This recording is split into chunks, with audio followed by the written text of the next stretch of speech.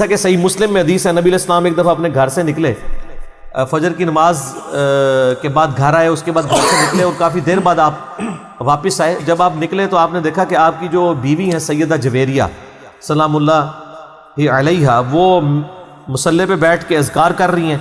پھر سورج کافی بلند ہوا، آپ علیہ السلام واپس آئے اور آپ فرمایا تم صبح سے بیٹھی ہوئی ہو مصلی پہ؟ یا رسول اللہ بیٹھی ہوں، ذکر کر رہی ہوں۔ آپ نے فرمایا تم صبح سے بیٹھی ہو اور میں نے ابھی آ کے 4 کلمات 3 دفعہ پڑھے اور تم سے زیادہ ثواب مجھے مل گیا۔ سبحان اللہ وبحمدہ عدد خلقہ ورضا نفسہ وزنۃ عرشہ ومداد کلماتہ، یہ 4 کلمات میں نے،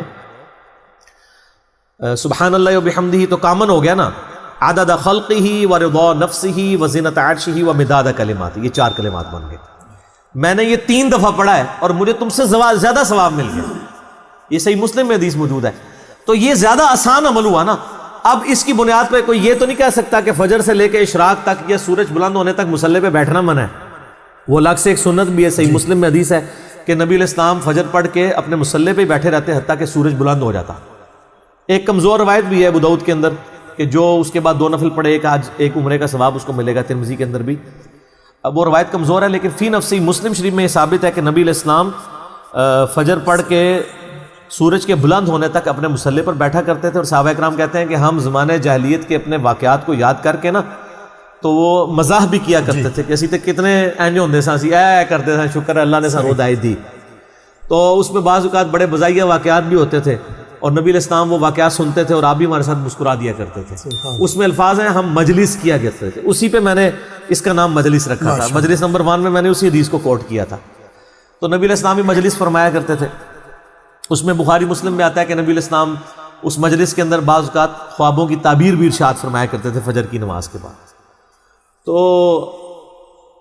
اب اس زمانے کے اندر بعض اوقات یہ مشکل ہو جاتا ہے میرے جیسے لوگوں کے لیے، تو حالات و واقعات اتنے سازگار نہیں ہے کہ میں فجر کی نماز پڑھ کے مسجد میں بیٹھا رہوں۔ اکثر علماء کو خطرہ ہو جاتا ہے پتہ نہیں مسجد پہ کوئی قبضے کا پروگرام تو نہیں بن گیا، تو ہم پھر گھر ہی آ جاتے ہیں اور 3 دفعہ پڑھ لیتے ہیں سبحان اللہ وبحمدہ عدد خلقہ ورضا نفسہ وزنۃ عرشہ ومداد کلماتہ، تو اس سے زیادہ ثواب مل بھی جاتا ہے۔ ہمارے جیسے جو سہل پسند لوگ ہیں ان کے لیے بھی تو ثانی موجود ہے نا۔ نبی علیہ السلام نے فرمایا، صحیح بخاری اور مسلم کی حدیث ہے کہ جو شخص مہینے میں 3 روزے رکھ لے وہ ایسا ہی ہے گویا اس نے پوری زندگی کے روزے رکھے۔ سبحان اللہ۔ ٹھیک ہے، مہینے میں 3 روزے، اور آپ علیہ السلام کی روٹین تھی کہ ایام 20 کے آپ روزے رکھا کرتے تھے۔ صحیح مسلم میں آتا ہے، سنن نسائی میں آتا ہے چاند کی 13، 14 اور 15 کو، ایام 20 یعنی جب چاند گول ہوتا ہے۔ تو یہ ہمیشہ روزہ رکھنے کے مترادف ہے۔ اس کے علاوہ صحیح بخاری مسلم میں مسلم شریف کے اندر آتا ہے کہ نبی علیہ السلام ہر جمعرات اور پیر کا بھی روزہ رکھتے تھے۔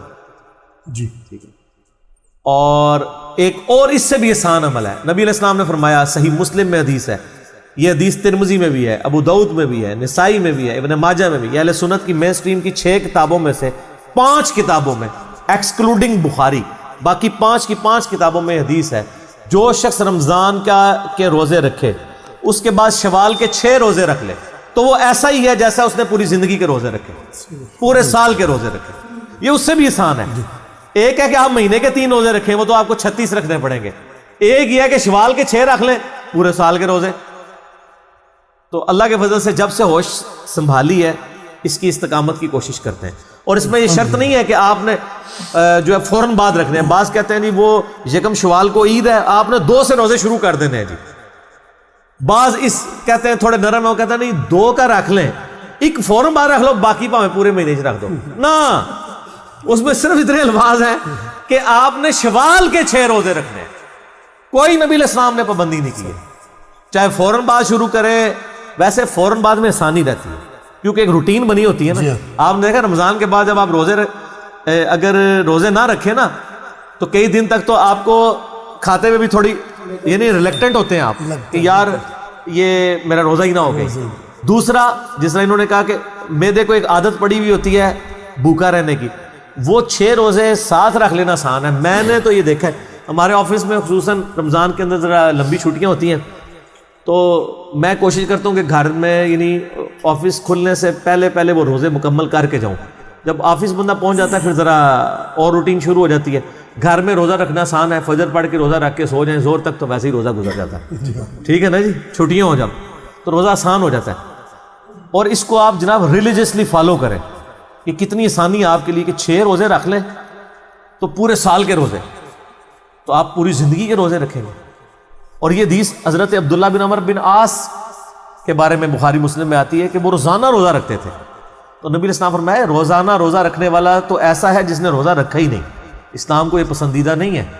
تم نے اگر روزے رکھنے ہی ہیں تو مہینے میں 3 روزے رکھ لو تو تمہیں روزانہ روزے کا ثواب ملے گا۔